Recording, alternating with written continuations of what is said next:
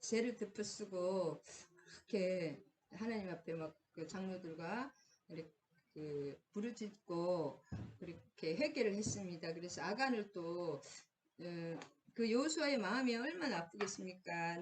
자기 아들이나 마찬가지죠. 뭐랄까 노정 광야에서만 해도 그렇고 그 이전에 조상들의 그 노정 애굽에서부터 이렇게까지 다 왔는데 여기서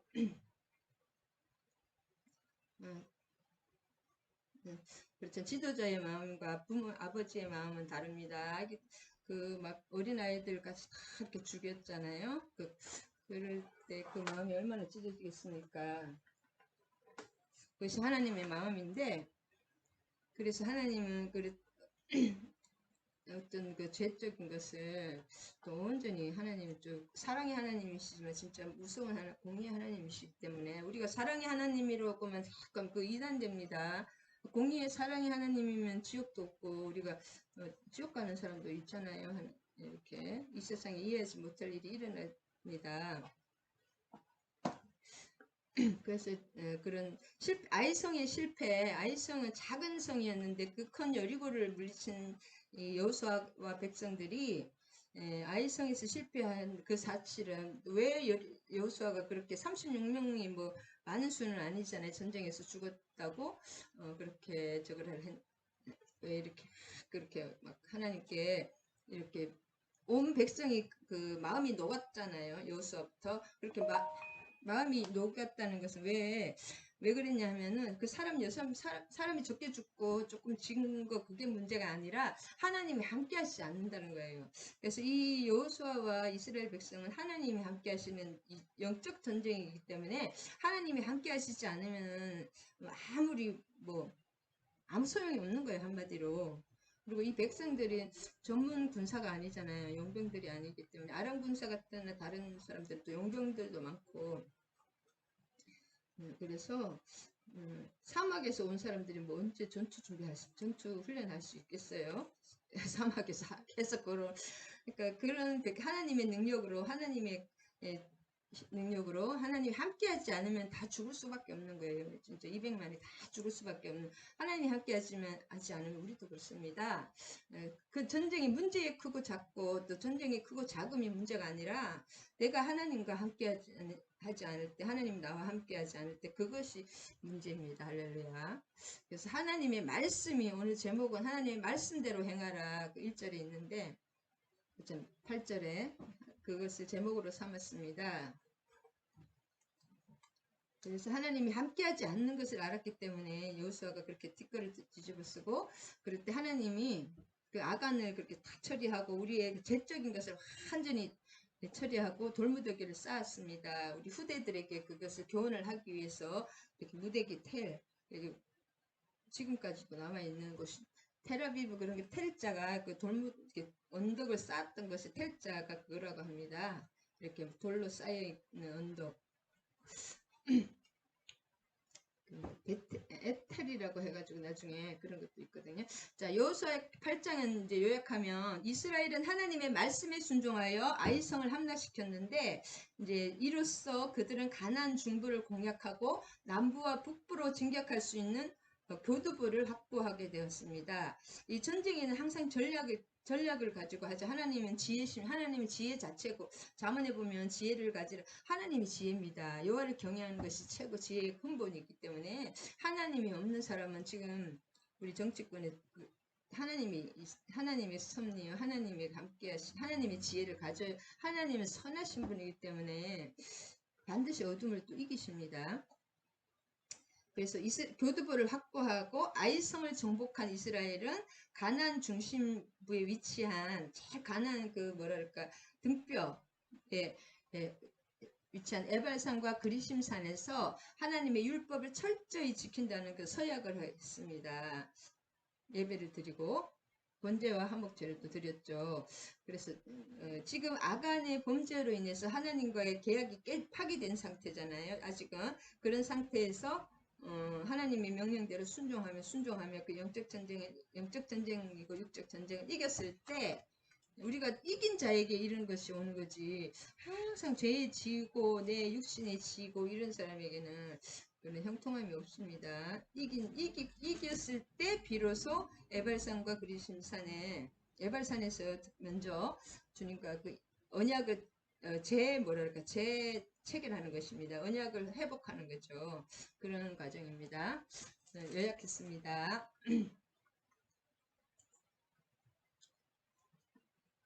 자, 그래서 자, 지금은 여호수아와 온 백성이 간담이 녹았어요. 마음이 녹았다는 것은 이렇게 마음이 이거 안 된다 그런 거 있잖아요. 마음이 딱 이렇게 되면 번아웃 되면 아무것도 못 합니다. 그래서 그 상태이기 때문에 이제 아간을 처리했지만 아간을 또 그렇게 죽일 때는 얼마나 여호수아 마음이 아프겠습니까? 자기 자식이나 마찬가지인데 그 뭐지 아기들은 울고 막 이렇게 아기들 막 조롱조롱 울고 여자들은 막 이렇게 지고 그 자기 하나만 보고 살겠다고 왔는데 하나님을 바라보지만 일단 하나님은 여호수아를 바라보지 백성들은 그러면서 그 나귀들도 울고 그 뭐지 그 짐승들도 막 이렇게 살겠다고 여태까지 잘 왔는데 그것을 다 죽일 때 그 마음이 얼마나 찢어지겠습니까? 그런 이제 두려워하고 마음이 이렇게 내려 앉았겠죠. 아무리 아간을 이렇게 죽이는 그 마음이 또 얼마나 아팠겠습니까? 다 와서 여기서 죽여야 되는 그 마음. 근데 그 마음 갑자기 눈물이 나요. 하나님 마음이 너무 아프신 것 같아요.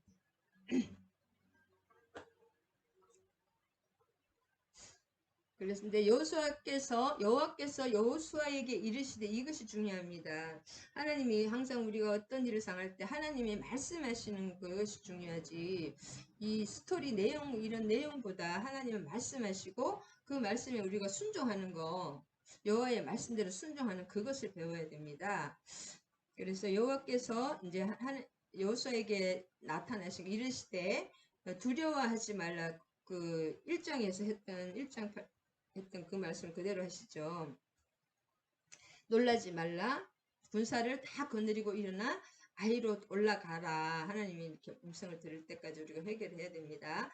보라 내가 아이 왕과 그의 백성과 그의 성읍과 이 땅을 다 내 손에 넘겨 주었으니 그래서 이 여호수아의 마음이 진짜 이렇게 탁 이제 첫 그거의 마음이 내려앉았을 때 하나님은 또다시 말씀해 주십니다. 처음에 우리 여호수아가 이렇게 가나안 모세 정복 이후에 두려워하고 있을 때 가나안 정복할 때 그때 하신 말씀 그대로 가나안 이 200만을 맡기시면서 하신 그 말씀을 그대로 다시 한번 언약을 뭐랄까 체결한다 그럴까요?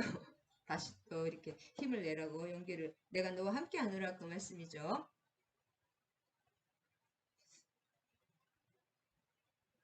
그래서 놀라지 말라. 군사를 다 거느리고 일어나 아이로 올라가라.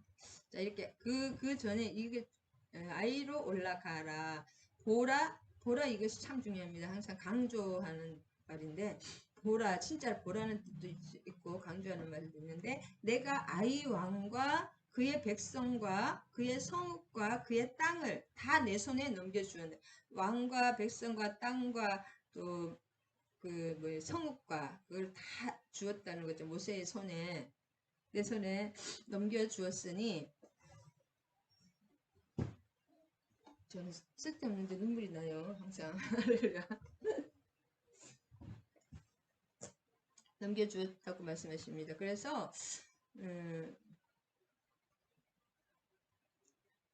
그의 그의 땅을 다 내 손에 넘겨주다. 이 보라라는 게 이게 굉장히 성경이 많이 나오죠. 이사야서도 나오고 이것이 하나님은 보라 영적으로 영의 눈을 뜨고 보면은 어떻게 생각하면은 영의 눈을 진짜로 뜨게 되면은 이 백성을 다 넘겨주었다는 건 나탄이거든요. 이게 나탄이 신약 구약에 2000번 이상 나옵니다. 나탄 넘겨주다. 하나님이 이미 과거 완료랄까 현재 완료로 현재 완료 하나님이 현재 어제나 오늘이나 영원토록 동일하십니다.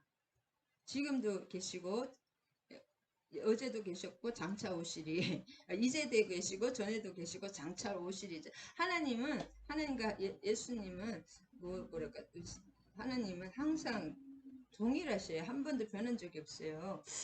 그래서 그리고 현재와 과거와 미래를 한꺼번에 보십니다.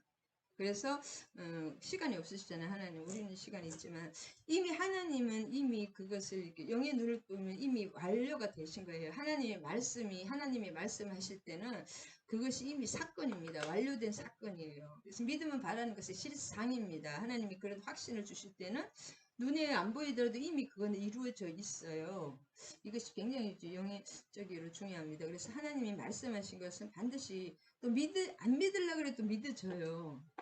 안 믿으려고 뭐 이렇게 일부러 힘쓰진 않지만 하나님은 이 뭐랄까 불가항력적인 그런 능력이 계시잖아요. 그래서 믿음이 옵니다. 저절로.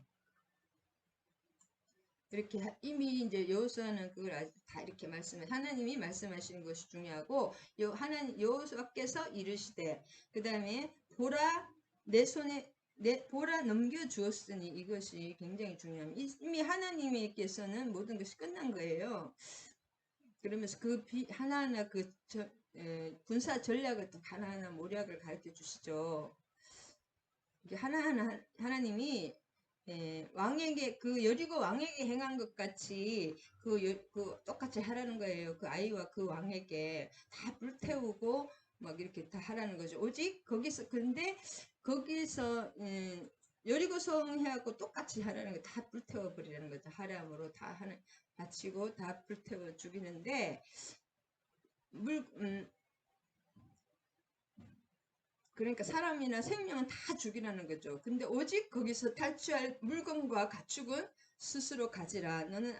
그래서 물건을 왜 가져야하냐면은 여리고성은 첫 만물이잖아요. 하나님의 첫 열매이기 때문에 다 거기 물건 같은 것도 가지면 안 됩니다. 그러다가 아간이 죽었는데 물건을 첫 열매이기 때문에 100% 온전히 바쳐야 되지만 지금부터는 이렇게 다 바치면 어떻게 돼요? 굶잖아요. 우리 먹어야 살지 않습니까? 우리도 이 사람들도. 그래서 지금부터는 이제 그 첫 열매가 아니고 둘째, 셋째 계속 열매이기 때문에 그 사람과 생명은 다 죽이되 물건과 가축은 이제 가져야지 그걸로 먹고 이제 지금부터는 물건과 전리품과 가축들은 다 자기들의 양식으로 또 다 쓰는 것입니다. 여리고하고 똑같이 하되 탈취할 전리품과 가축 이런 것은 먹을 거 다 취하라는 거죠. 거기서부터 그렇게 말하십니다. 그걸로 이제 먹고 살려야 되죠. 200만이.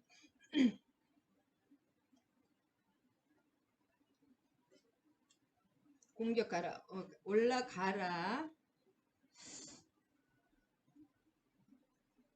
그래서 하나님이 그때는 3,000명인가 갔었는데 지금 3,000명이 갔었는데 지금은 하나님이 하나하나 용사 3만 명을 뽑아야 가지고 갑니다. 3만 명. 생각보다 강했나 봐요. 왜냐면 이 아이성이 굉장히 높잖아요. 높기 때문에 옛날에 고대에는 이 성읍을 문을 안 열면 점령하기가 굉장히 힘들답니다. 아니면 그까지 막 진짜 토둔을 쌓아가지고 너무 높아서 못 쌓잖아요. 그래서 이 문을 열지 않으면 점령하는 게 굉장히 힘들기 때문에 사마리아 성이나 이스라엘 예루살렘 성에도 아사 작전으로 들어갔잖아요. 아수르가 북이스라엘은 아사 작전을 왜냐하면 그 성을 점령하기가 힘든 그만큼 문을 안 열면 점령하기가 너무 힘든 거예요. 이미 딱 모든 것이 세팅이 되어 있기 때문에 높은 위치에서 유리한 위치에 있기 때문에 문을 열면은 성문이 열리면 그쪽으로 공격해 들어가는 것입니다. 그래서 사마리아 성이다 예루살렘 등도 전부 아사 작전으로 이렇게 그게 성문을 열었잖아요. 공성전도 폈지만 성문이 열리면 힘든 거예요. 성문을 여는 것이 목적이거든요. 그래서 막 이렇게 이걸로 치더라고. 계속 큰 나무 화살표로. 매복 작전을 펴라는 거예요. 성읍에서 너무 말고 다 스스로 준비하라. 자, 하나님이 이렇게 하실 때는 하나님이 우리 숟가락 입에다 더 넣어주시지 않습니다. 모든 것을 준비해 주시지만은 우리가 나가서 하나님의 말씀으로 우리가 직접 스스로 준비해야 된다.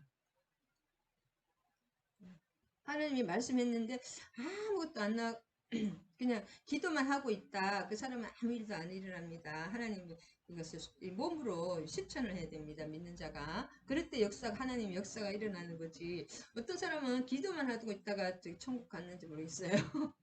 기도만 있으면 환자됩니다. 기도하고 행해야 되죠. 왜 기도를 하나님이 행할 바를 듣기 위해서 하나님의 뜻을 알기 위해서 힘을 얻기 위해서 기도를 하는 거지 기도하기 위해서 하는 그것도 있긴 해. 하나님과 교제는 교제지만 이 땅에서 사명이 있잖아요. 기도하는 사람이 따로 또 있기는 있습니다. 기도의 사명자가 그렇지만 기도하고 믿음으로 행해야 된다.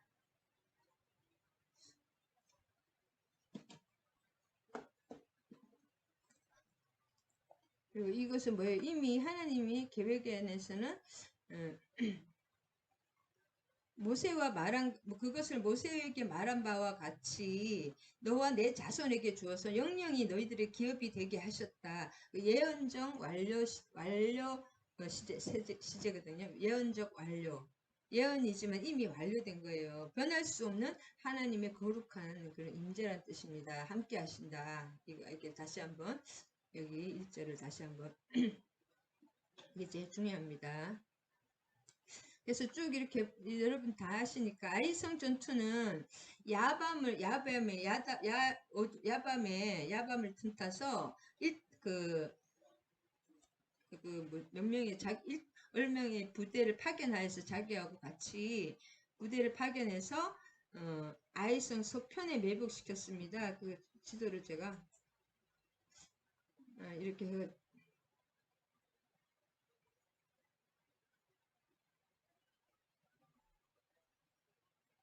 그래서 이게 지도가 흐리긴 한데 처음에 이렇게 와서 36명이 빨간 거 사망을 했잖아요. 이렇게 어떻게 해야 되나 여기 36명이 빨간 거 사망을 했는데 그 다음에 두 번째 전투에는 하나님이 매복을 해서 3만 명을 이렇게 매복을 시키는 이렇게 3면에 매복을 시킵니다. 한 면이 아니라 이 서쪽에 그렇게 이 아이성이 크지 않았기 때문에 3만 명이 넉넉했거든요. 지난번에 3천 명이 갔잖아요. 10배가 갔으니까 세 군데 서쪽으로 이 반대쪽을 매복을 하고 이쪽으로 이제는 들어갑니다. 여호수아가 이쪽으로 밤에 5천 명인가요?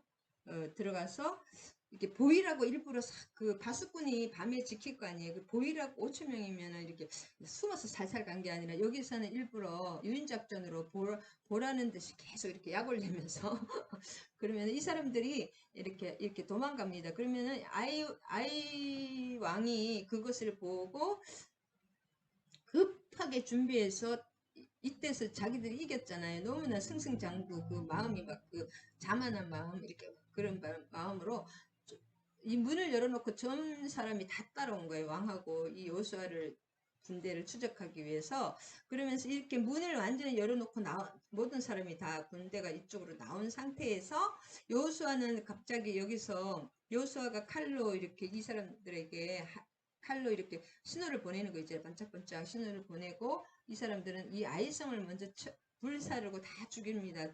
친 다음에 이쪽으로 합류하고 뒤에서 치는 거죠. 그 아이왕을 그 다음에 여호수아의 백성들은 갑자기 돌아가서 이제 같이 이렇게 싸우는 것이 도망하는 것이 도망하여 유인하고 매복 작전의 사람들이 아이성을 치면서 이렇게 뒤에서 오고 문은 열려 있으니까 그 다음에 이제 여호수아는 이쪽에서 갑자기 돌아서서 치고 그래서 완전히 전멸을 시켰습니다.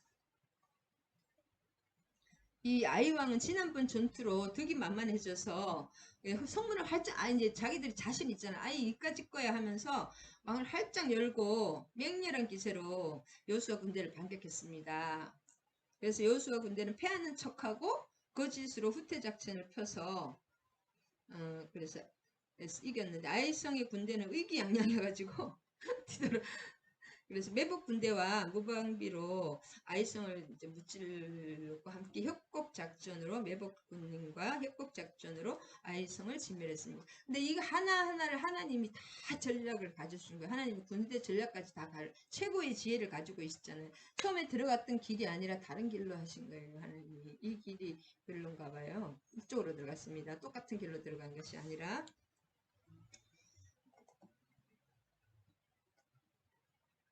그다음에 베델과 아이 사이에, 요 위가 베델인데 베델과 아이 사이에 그 돌산이 있어서 매복하기에 굉장히 좋다고 합니다. 안 보이는 그 산에 매복했다. 그다음에 그래서 베델에는 벳 하나님의 집이라는 뜻이잖아요. 벳은 집이고 엘 하나님이니까. 근데 나중에 이게 그 앞 베델의 맞은편에 벳 아웬이라는 베델 앞에 성읍에 사악한 집이라고 다시 세웠거든요. 그래서 이 아이성은 에텔이라고, 오늘날 이름이 에텔. 텔은 돌무더기라고, 이렇게 파괴의 무더기라고 되어 있습니다. 오늘날도 에텔이라고 이름이, 오늘날 성읍으로는 에텔이라고 합니다. 실제로 있거든요. 자, 지금도 할렐루야.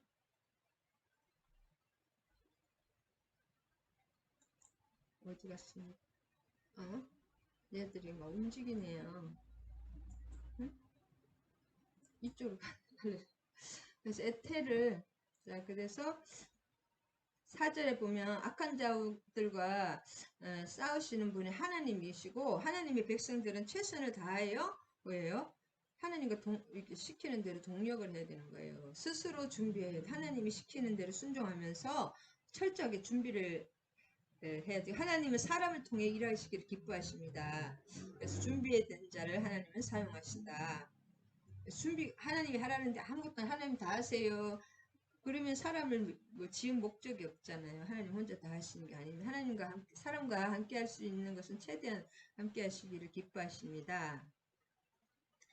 그 다음에 이건 내용이 그 내용이고, 10절에 보면 여호수아가 하나님이 이렇게 명령 하나하나 매복하라는 그것까지 다 가르쳐 주십니다. 저도 옛날에 전도할 때 한번 새벽에 일어나니까 진짜 그렇게 하시더라고요. 우리가 아침에 어떤 집에 몇 호의 할머니가 진짜 돌아가시기 직전인가 계속 그래도 할머니 80 넘은 할머니니까 또 잊어버리시는 거예요. 뭐지, 하나님을 영접하고 영접 기도하고 그랬는데도 몸도 좀 안 좋으시고 계속 그분에게 보내시더라고요. 근데 저뿐이 아니라 많은 전도자들이 계속 그 집에 드나드는데 진짜 하나님이 그 호수하고 그 집까지 가르쳐 주시더라고요.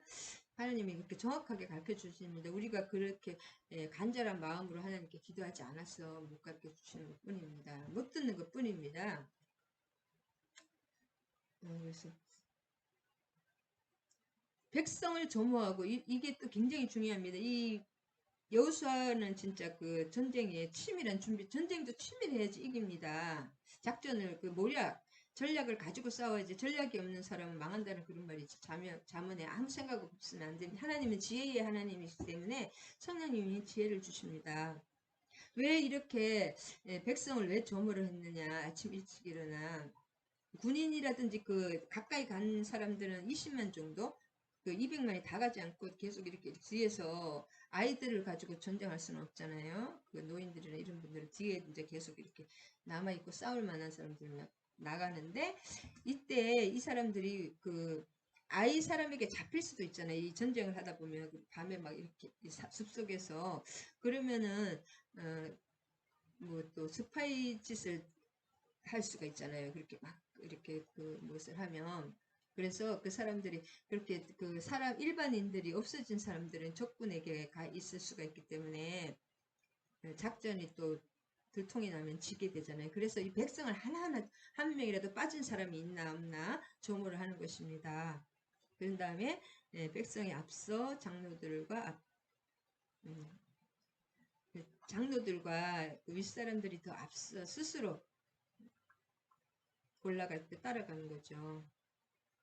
본을 보여주시는, 이제 이때도 여호수아가 나이가 95세예요. 그렇게 생각보다 젊은 나이가 아닙니다. 모세가 돌아가셨기 때문에.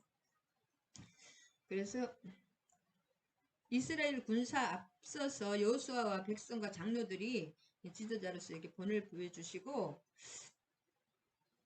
그 사람들이 먼저 앞서서 칠 때 이렇게 백성들이 사기가 올라가죠.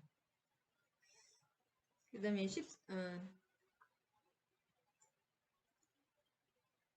3만 명 중에서 요렇게 저렇게 할 때 다 이렇게 하는 거죠.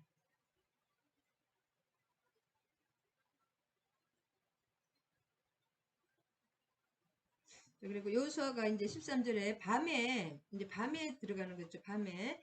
예, 밤에 뭐라고 기습작전을 피우면 밤에 들어가면 사람들이 깜짝 놀라잖아요. 골짜기 가운데에 들어가니. 그래서 골짜기 가운데로 아까 여호수아가 들어가는 것은 5천 명을 데리고 들어갔는데 왜 들어갔느냐. 이렇게 해서 아이성의 보초에게 눈에 띄게 하는 거예요, 일부러. 그래서 아이성의 군사들을 유인하기 위해서 유인작전을 핍니다. 그래서 도망가면서 계속 나 따라와, 나 잡아봐라로 계속 이렇게 하면 이 사람들이 막 아이왕이 막 의기양양해서 따라오잖아요. 속는 것도 모르고. 그렇게 해서 이렇게 이제 하는 것이고, 아이왕도 신속히 대응했습니다. 아이왕이 이를 보고, 최선을 다한 것 같아요, 아이왕이. 속아서 그렇지. 신속히 이렇게 함께 일어나 급히 나가 아라바 앞에 이르러 정한 때에 복병이 있는 줄을. 아라바는 아래쪽이죠. 아래쪽. 아라바라는 뜻은 아래쪽이라는 뜻이 있다고 합니다.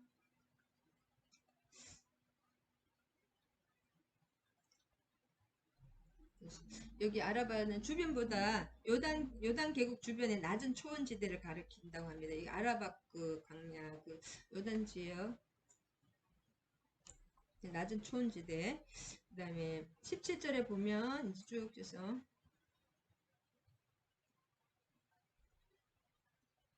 17절에 아이와 베델 사이에 이스라엘을 따라가지 아니한 자가 하나도 없으며 성문을 열어놓고 이스라엘을 죽여가였더라. 그리고 이 아이성과 베델은 그 아이성 위에 있는 지도가 어디 갔지? 조그만 나라거든요. 조그만 그 지역이기 때문에 베델은 없네.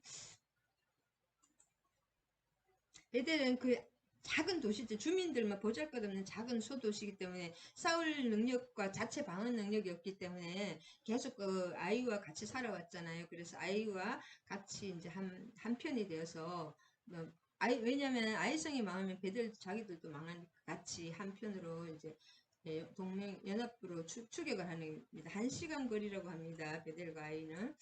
그 다음에 18절에 보면 성문을 아까도 말씀드렸듯이 성문을 열어놓고 왔다. 이것이 얕보고 이제 그렇게 그냥 매복한 것을 몰라서 고대의 성문은 그 성읍의 전망과 밀접히 관련되어 있기 때문에 성문을 안 열면은 성문이 열리느냐 뚫리느냐에 그 성읍의 운명이 좌우가 된답니다. 그래서 성문을 절대로 열어주지 않잖아요. 아까도 말씀드렸잖아요. 그다음 단창. 그 다음에 여호수아가 그의 손에 잡은 단창을 들어 그 성읍을 가리키는 것입니다. 단창 자체가 이렇게 밤에 조그만 짧은 칼이니까 복병에게는 그 단창은 보이지 않지만 단창을 들어 햇빛에 이렇게 반사시킴으로써 군사작전에서 그 복병들이 있잖아요. 매복한 사람들에게 공격 신호가 되게 하였을 거라고 단창을 들어서 성읍을 가리키니 그때 그 이후로 이제 매복한 사람들이 그 손을 드는 순간에 그 복병이 공격을 시작했잖아요. 그래서 그 공격 신호였다 이렇게 반짝반짝해서 그 다음에 승리에 대한 확신, 아까도 하나님을 신뢰하며 승리에 대한 확신 18절에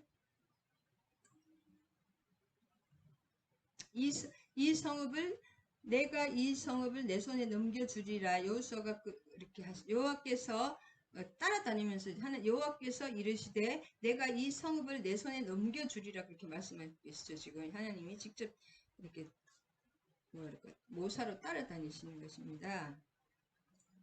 그렇지만 직접 싸워 나가는 사람은 그 여호수아와 백성들이 싸워야 됩니다. 그 다음에 아이왕이 이제 결국 끌려와서 죽임을 당하죠. 그 다음에 계속 칼날로 엎드려지고 칼날로 죽임에 칼날이란 말이 2번 나오거든요. 칼날로 엎드려지고 마지막에 칼날로 죽임에 그 아이성 사람들은 다 이렇게 칼날이라는 것, 칼은 헤렙이라는 것인데 하나님께서 이스라엘의 대적자들을 향하여 칼을 직접 드는 것이 구약에는 칼이라는 것은 하나님이 직접 대적자에게 심판하는 것입니다. 그걸로 칼날로 계속 죽인다는 거예요. 그래서 신명기 13장 우상을 섬기는 모든 13, 15에 우상을 섬기는 모든 자에게는 도끼나 다른 걸로 죽이는 것이 아니라 칼로 죽이라고 되어 있거든요. 칼로 죽이라는 하나님의 명령에 따라서 칼날로 꼭 죽이는 거예요. 다른 걸로 다른 무기도 많아요. 뭐 도끼도 별것도 많은 톱으로도 그런데 꼭 칼로 죽인다는 것이잖아요. 그것은 하나님의 대적자를 우상 숭배자를 칼로 죽이라고 했기 때문에 그렇게 죽이는 것입니다. 그래서 하나님께서는 그 공의의 하나님이시기 때문에 우상 숭배에서는 반드시 심판을 하시는 행위를 또 어떻게 생각하면 칼로 막 사람을 죽이니까 너무 진멸하잖아요. 막 너무 아이왕을 막 나무에다가 또 매달아 놨습니다. 너무 끔찍하고 그런 행위로 참 잔인한 명령으로 보일지도 모르지만은 그 명령은 공의의 재판장 되시는 하나님의 어떻게 생각하면 그 심판의 망국에 대한 심판이 하나님이 그래서 결국은 그렇게 예수를 안 믿는 사람 지옥에 가는 거잖아요. 이 땅에서 이렇게 그래서 하나님은 공의의 하나님 모든 거 이것들을 다 품어내시는 분이 아닙니다. 사랑과 공의의 하나님이시다. 그래서 사랑과 긍휼에만 계속 그게 맞지 않는다 막 이렇게 하면 안 됩니다. 모든 것은 하나님 중심이다. 왜 또 이것은 하나님의 그 백성에 대한 사랑이라고 할 수 있습니다. 죄악과 우상 행위를 끊어내므로써 그 이스라엘이나 이렇게 하나님의 백성, 언약 백성의 순수하게 여호와 신앙을 보존시키기 위해서 애쓰시는 하나님의 또 사랑, 그러니까 심판은 하나님의 사랑이라고도 할 수 있습니다. 이 땅에서 우리의 그 악한 것들을 심판하시면서 우리가 정결해지는 것입니다. 그 다음에 여기서 제가 이걸 감동받은 건데 순수하게 그날에 엎드러진 아이 사람은 남녀가 모두 12,000명 원래 아이상 사람이 12,000명이라고 이게 진짜 12,000명이라고 할 수도 있겠지만 12의 이 숫자에 또 비밀이 있는 것 같아요. 12는 완전 숫자잖아요. 하나님의 완전 수. 1000은 또 무한한 수거든요. 이 당시 고대이기 때문에. 그래서 무한한 완전에다가 무한한 완벽하게 칼로 심판을 받았다. 그런 완벽하게 헤헤렘, 그 하람, 헤렘의 심판을 받았다. 하나님의 심판을 받았다. 그런 뜻, 완벽하게 심판을 받았다. 그런 뜻으로 저는 또 감동을 받았습니다. 육별에 진멸하여 바치기까지 이렇게 여호수아가 단창을 잡아 든 손을 거두지 아니하고 그 진멸은 또 헤헤렘이거든요. 하람의 원형 하나님께 완전히 여호수아가 하나님께 저주받은 것을 철저하게 진멸시킴으로써 하나님께 올리는 것을 말합니다. 헤렘, 하람. 그래서 이 사람들이 완벽하게 하나님께 우리의 악성이나 우리의 죄악성을 하나님께 고백하고 그것을 진짜 완전히 성령의 불로 진짜 태워서 하나님께 이렇게 드릴 때 하나님이 그걸 받으세요. 그것이 지금 번제 제사입니다. 하나님께 예배 드릴 때 이제 그 언약궤 앞에 하나님을 만나기 전에 제일 중요한 게 번제단의 제사 온전히 이제 그 좋은 것을 바치는 것이 아니라 나의 그 육성이나 안 좋은 것들을 온전히 그것을 잡아서 진짜 온전히 바쳐서 회개하면서 진짜 진멸해서 하나님께 드릴 때 그것이 하나님이 받으시는 번제 향입니다. 향. 하나님 번제 하나님이 그걸 꼭 받으십니다. 그 번제 과정을 지날 때 하나님을 진짜 만날 수가 있습니다. 그 언약궤 안으로 들어갈 수가 있죠. 깊이. 그러니까 하나님께 나아가는 단계가 깊은 단계로 갈 때는 이 단계, 번제 단계를 반드시 거쳐야 됩니다. 그래서 하람이라는 이 단어를 쓴 것은 이것이 그냥 단순한 전투가 아니라 이것은 종교 하나님의 거룩한 전쟁 수행이다. 영적 전쟁이죠. 거룩한 하나님의 성전입니다. 그래서 종교의식의 차원의 행위고 성막에서 언약궤 들어가기 전에 가장 중심이 번제단이잖아요. 죄를 태우는 것입니다. 우리의 죄를 성령의 불로 태우는 거잖아요. 그 의식 하나님이 그럴 때 흠양하십니다. 저는 이 번제단의 비밀을 여러분 이것을 알면 진짜 하나님의 영광 안에 머물 수가 있습니다. 그래서 계속 이 번제단 종교 의식이다. 그냥 단순한 전쟁이 아니라 왜냐면 하나님이 계속 함께 하셨잖아요. 그 다음에 이제 단창 이런 것 왜냐면 짧은 칼로 단창을 잡아 돈손을 끝까지 거두잖아. 그러니까 전쟁에 여호수아가 제일 앞서서 싸웠다고 하는데 칼이 짧아요. 칼이 짧으면은 로마군이면 그 육탄전에서는 칼이 짧은 게 또 유리하다고 하긴 하더라고요. 긴 창보다. 딱 붙었을 때는 그 짧은 칼이 이렇게 별로 빨리 찌른답니다. 이 큰 칼을 막 이렇게 하는 것보다 그래서 로마군의 승리에 비결이 그 짧은 칼이 그러니까 빨리 움직여서 빨리 이렇게 딱 벌써 올리는 순간 벌써 찔렀대요. 그런 것도 있지만 여기서는 단창이라는 것은 짧으니까 어떻게 긴 창이 이기죠. 멀리서 탁 쏘면 이렇게 찌르면은. 그런데 하나님의 능력으로 이겼다. 끝까지 그 단창을 두 손을 거두지 아니했다. 그런 뜻도 있습니다. 여호수아가 단창을 하나님의 뜻으로 하나님의 힘으로 이겼다. 그것은 영적 성전이며 종교의식이며 하나님께 예배드리는 거라고 할 수가 있습니다. 이 전쟁 자체가 번제단의 예배다. 그 다음에 27절에 보면 26절 여호와께서 여호수아에게 명령하신 대로 하나님이 말씀하신 대로 행했다는 이것이 오늘 제가 28장에 이 자세한 것은 여러분 좀 몰랐을 수도 되지만 하나님께서 여호수아에게 여호와께서 명령하신 거, 여호와께서 말씀하신 거잖아요. 여호와께서 명령하신 대로 이것이 초점입니다. 그때 여호와께 하나님이 하라는 대로 조금 미흡했기 때문에 아간이 그것을 넓게 뺀 것 때문에 죽었잖아요. 하나님께 드릴 때는 저도 참 여태까지는 그것을 하면서 온전히 찬양할 때도 그동안에 좀 온전히 못했던 것 같아요. 온전히 마음도 온전히 그냥 뭘 잘했으라기보다는 온 마음으로 다른 데 집중해서 하나님께만 드려야 된다. 그것을 여쭈죠. 그러니까 조금 더 기도가 좀 더 깊어지는 것을 느낍니다. 불살라. 그 다음에 여호수아가 아이를 불살라 그것으로 영원한 무더기를 만들었더니 오늘까지 황폐하였습니다. 그래서 이 에텔이라고 하는데 지금도 그 무더기가 남아있답니다. 요즘에 에텔. 텔 이렇게 무더기라는 뜻인데 이게 뭐냐면 지금 여리고성처럼 하나님께 올리는 그 영적인 그런 번제의 역할을 하고 있다. 종교적인 전쟁이라는 것을 우리가 알 수가 있습니다.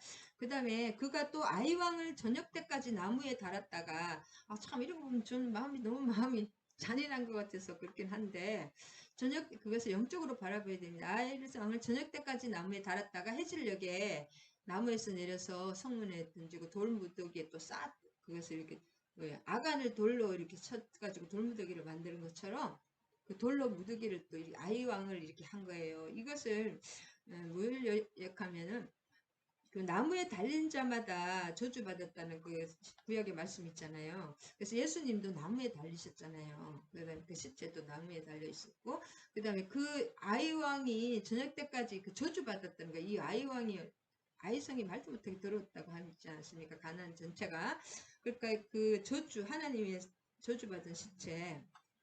예수님이 여기서 모든 것이 예수님을 향하는데 이 예수님도 우리의 모든 죄와 저주를 짊어지고 나무에 꼭 쇠라든지 다른 게 아니라 나무에 이렇게 달려셨다는 거.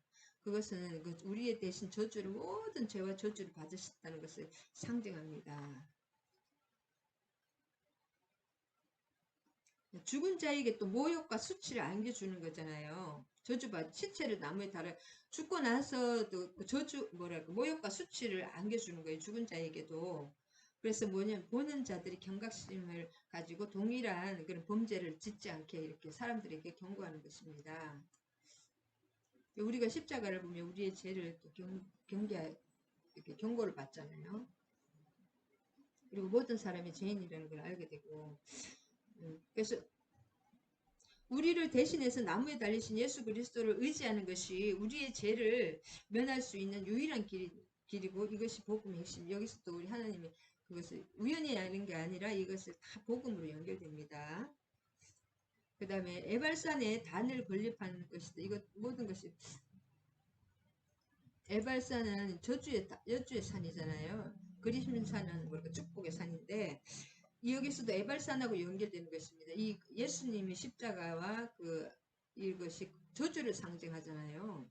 그 저주에서 저주를 통하여 심판을 통하여 오히려 우리의 구원을 받는 것. 십자가는 원래 저주의 상징이에요. 그 저주를 통해서 우리가 예수님이 우리 대신 저주를 받음으로써 구원이 이루어지는 거잖아요. 그것이 기독교의 역설인데, 그래서 에발산에서 제단을 먼저 쌓습니다.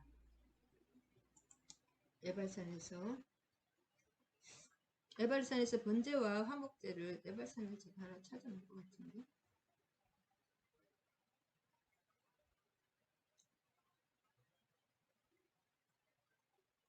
그래서 에발산이 여기가 그리심산이고 위가 에발산인데, 그리심산에서 먼저 그리심산과 에발산에서 이제 예배 드리는데, 에발산에서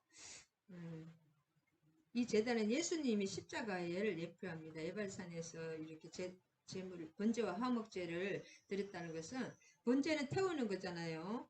그래서 이스라엘의 죄를 용서해 달라고 간구하는 것입니다. 십자가와 더불어 우리가 화목이 됐잖아요. 번제와 화목이 한꺼번에 된 것입니다. 그래서 이스라엘과 하나님의 관계를 화목하게 하는 그 평안함을 추구한 것입니다. 에발산에서. 그래서 에발산과 그리심산이다. 앞에 있는 것이 그리심산이고 뒤에 있는 것이 더 북쪽에 있습니다. 에발산은. 그리심산은 근데 이게 더 높죠. 이 그리심산이 워낙 높아가지고 에발산은 항상 그늘에 처해가 있습니다. 너무 높은 건물이 있으면 항상 여기 낮은 건물은 그늘 있잖아요. 그래서 이 그리심산에 이렇게 우창하고 에발산은 항상 이렇게 그늘을 졌다고 합니다. 북쪽에 있지만. 높낮이가 반대기 때문에. 할렐루야. 그래서 이스라엘은 이곳에서 이 두 가지 제물을, 화목 제물을 에발산에 한 대장을 쌓니, 이는 여호와의 종 모세가 이스라엘 자손에게 명령한 것과 그냥 한 것이 아닙니다. 다 모세의 그 시나리오라 그럴까요? 하나님이 모세에게 그런 명령을 하는 그 대본이 있다면 그 대본대로 여호수아는 그대로 행하는 것입니다. 하나도 여기 나오죠. 율법책에 기록된 대로만 하는 거예요. 쇠로 된 연장이나 다듬지 아니한 새 돌로 만든 제단이라 무리가 새 돌로 여호와께 번제물과 화목제를 그 돌 위에 이렇게 예배를, 옛날엔 제사잖아요. 이 돌단을, 돌을 반반한 돌로 거기다가 제사를 지냅니다. 여호수아가 거기서 모세와 기록된 율법을 이스라엘 자손의 목전에서 그 돌에서 기록하면, 그 돌에 기록했다면, 이 돌에 기록한 것은 그 토라 모세 오경을 다 기록할 수 있었을까요? 그 십계명과 신명기 27장 28장이 중요한 그 복과 저주에 대한 그 핵심만 기록했을 거라는 학자들의 그 주장인데, 다 기록할 수 없잖아요. 지금 전제 상황인데. 그래서 그것만, 중요한 것만 기록했을 것이다. 그래서 신명기 모세의 십계명을 반드시 포함되었을 거고, 신명기 27장과 28장 중에 순종 여부에 따른 축복과 저주의 율법이 여기서 포함됐을 것이라고 합니다. 이렇게 하나님께 명령에 순종하면 축복받고 순종하지 않을 때 저주를 받는다. 그것을 기록했을 것이다.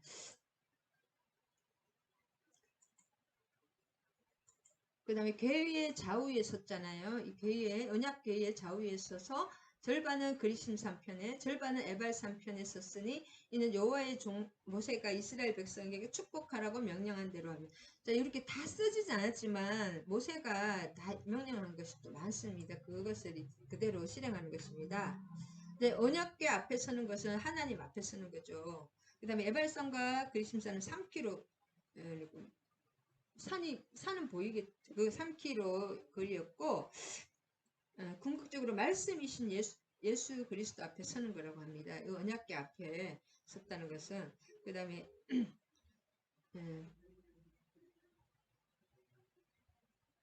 여기 본토인뿐 아니라 이방인까지도 장로들과 관리들과 재판장들과 다 이렇게 높은 사람들도 섰지만 그 이스라엘 본토뿐 아니라 이방인까지도 다 그 앞에 섰다는 거예요. 하나님 여호와의 신앙에 이방인이 동참했다는 것이 중요하고, 이때 이방인들이 출애굽할 때도 갈렙도 이방인이라는 말, 거기 유다 지파에 이렇게 포함이 됐기는 하지만 이방인이라고 하거든요. 아직 뭐예요? 그 민족이잖아요. 그 다음에 귀의한 사람, 출애굽 때 그때 이스라엘 따라서 나온 사람이 많고, 이스라엘의 여호와 신앙이 항상 개방적이다. 이때부터. 그 다음에 하나님이 지금 이스라엘이 막 자기들만 했다는 그건 잘못된 겁니다. 하나님의 신앙이 언약이 이스라엘만 아니라 이방인께도 지금 여기서부터 전파되고 전 인류를 위한 복음으로 확장되는 것을 암시하고 있습니다. 여기서. 그 다음에 제사장들이 선포하고 백성들이 아멘이라고. 그래서 이 많은 사람이 저는 참 그 마이크가 없잖아요. 그러면은 그 사람이 굉장히 많은데 앞에서 이렇게 하면 다 들었을까? 앞에 사람이 이제 여호수아가 말하면 그 앞에 사람들이 얘기하고 착착착 군대 속으로 이렇게 그 대표들이 이렇게 했다고 합니다. 학자들에 의하면 이 성경에는 안 나오니까 그렇게 딱 얘기를 못하지만 그 다음에 번역가에 아까 축복이 여기가 여호수아가 무엇을 난복했냐 그 학자들 연구에 하면 신명기 28장 있잖아요. 28장 27장 축복과 저주에 대한 그것을 낭독했을 것이라고 말합니다. 그 다음에 여기에서 그리심산에 섰다는 뭐 시몬, 레위, 루다, 이사갈, 요셉, 베냐민 이 지파가 섰고 에발산에는 에발산에는 요단 동편에 있던 사람들이 있었고 스불론 그다음에 르우벤 갓 아셀 그다음에 스불론도 그 슬며시 없어졌거든요. 단도 저 위에 최 위에 있었기 때문에 단 지파도 좀 뭐랄까 굉장히 좋았지만은 빨리 이렇게 멸망이 됐는데 그 지파들이 에발산에 듣고 그리심산에는 진짜 좀 유력한 지파가 베냐민 지파, 유다 지파, 레위 지파 이런 지파는 다 그리심산에 있었다고 합니다. 축복의 내용, 그다음에 저주의 내용에는 요단 우편의 지파들이 대부분 썼다. 이것은 다 내러티브이기 때문에 뭐 에스라의 그 의도를 가지고 썼다는 거죠. 뭐 사실 대대로 쓴 게 아니라 그렇게 축복과 저주를 자기 뺄 것 빼고 더할 것 자기가 이렇게 쓴 걸 알 수 있습니다. 모세가 명령한 대로 여호수아가 이스라엘 회중에 낭독하지 아니하는 말이 하나도 없더라. 동행하는 거류민 이것도 계속 거류민들 앞에 그 이방인들이 동행하는 그 여호와 신앙으로 받아들인 이방인들 앞에서 다 낭독했 모세가 명령한 거. 그래서 이것을 명령하면 신명기 27장과 28장 축복과 저주의 내용입니다. 그래서 에발산과 그리심산이다.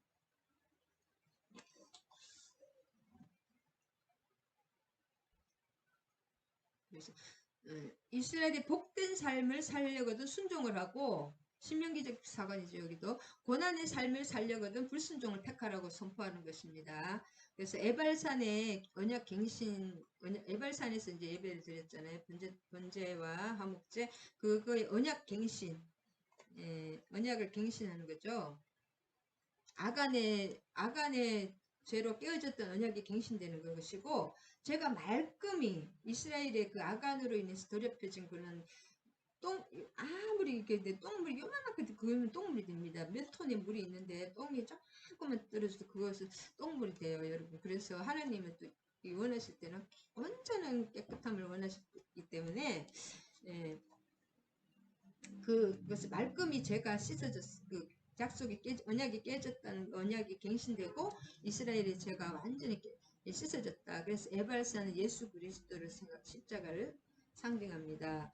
그 다음에 시대를 막론하고 하나님의 백성들은 하나님의 말씀에 순종해야 된다는 거예요. 지금 하나님의 말씀대로 아까 제목 여호와의 말씀대로 행하라. 그다음에 저도 보면 참 제 뜻은 여기 있는데 항상 하나님의 뜻은 다르더라고요. 거의 비슷하지 않아 거의 달라요. 저는 항상 이렇게 생각하고 이렇게 모든 것이 흘러가게 되어 있는데 하나님은 다른 길로 또 인도하시고 그러면 또 여기서 하나님이 이 길이 내가 이건 하나님의 길이겠지 하면 또 다른 길을 또 인도하셔요. 내가 하는 길을 막히고 자꾸 하나님이 열어주시는 길을 그 길이 하나님의 길입니다. 그 다음에 약속의 땅을 정복하는 것은 군사적인 승리로 성취되는 것이 아니라 우리가 약속의 하나님의 창세 이전에 그 모든 것을 뭐랄까 예정을 어떤 계획을 플랜 A 플랜을 다 그 하나님의 예정이잖아요. 내가 태어나기 전에 주의 책에 너의 일생이 주에 기록되어 있다는 말씀이 있잖아요. 시편에. 그런 것처럼 창세 전에 다 예비가 되어 있으면은 예정이 되어 있습니다. 그러면은 그 예정 안에 그 하늘나라 안에 씨가 우리 속에 그것이 그 말씀을 믿음의 그 통로를 통해서 그 말씀이 들어와서 그 말씀이 예수님이잖아요. 그 말씀을 씨를 뿌리는 사람 누구입니다. 예수 뿌리는 농부도 예수님입니다. 하나님이시기도 하고 농부이시기도 하고 씨 자체이신 예수님이 우리의 심령의 밭에 아니 우리 환경의 아니 이런 그 세상의 밭이라고도 할 수 있고 심령의 밭이라고도 할 수 있는데 심령의 밭에 일단 내 심령의 그 말씀이 그 천국의 말씀이잖아요. 천국이 심어지는 거예요 내 속에. 그러니까 이렇게 하는 것입니다.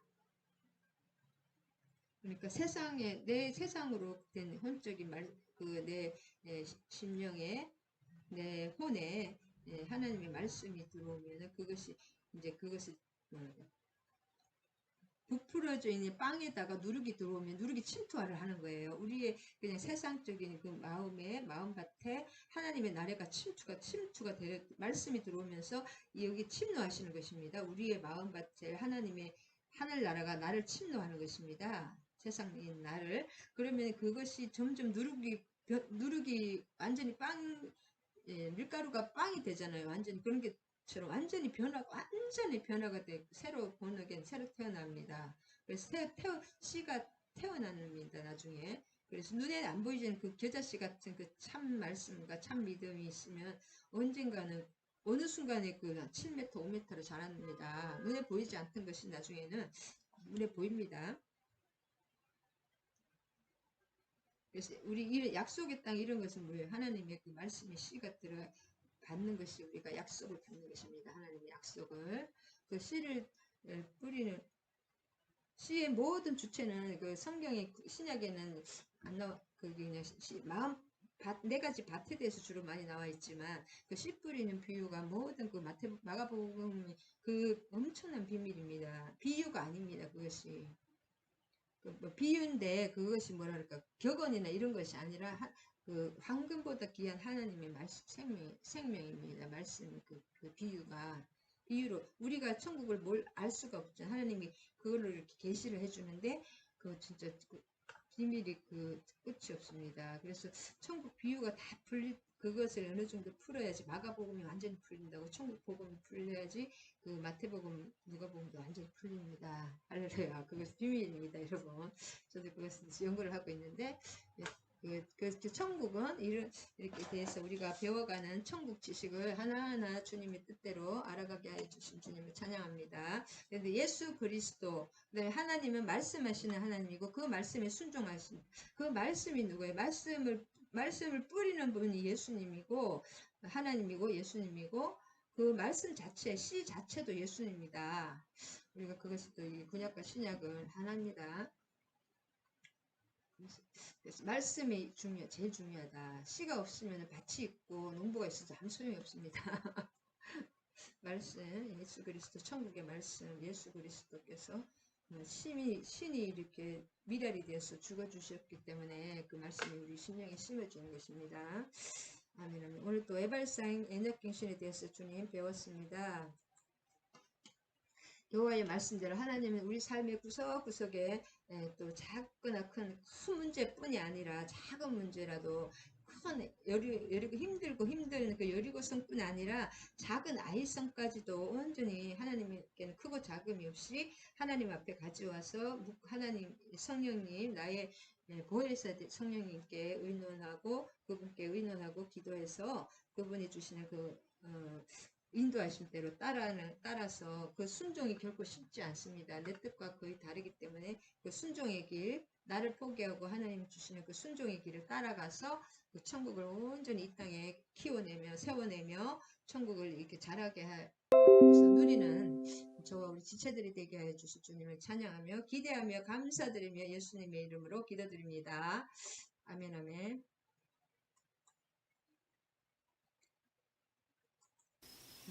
주기도문과 축도하심으로써 읽음 마칩니다.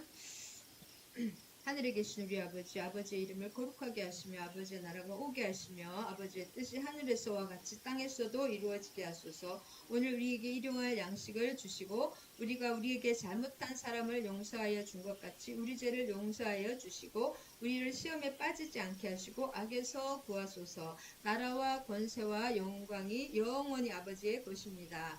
아멘, 아멘. 이제는 우리 주 예수 그리스도의 한량없는 은혜와 하나님 아버지의 극진하신 사랑과 성령님 감화교통 사랑의 강력한 역사하심이 함께하신 우리 정소의 목사와 또 지체들과 이 나라의 이민족 위에 이제로부터 영원히 함께하실 것을 축원하옵나이다. 아멘, 아멘. 할렐루야. 사랑하고 축복합니다. 얘도 함께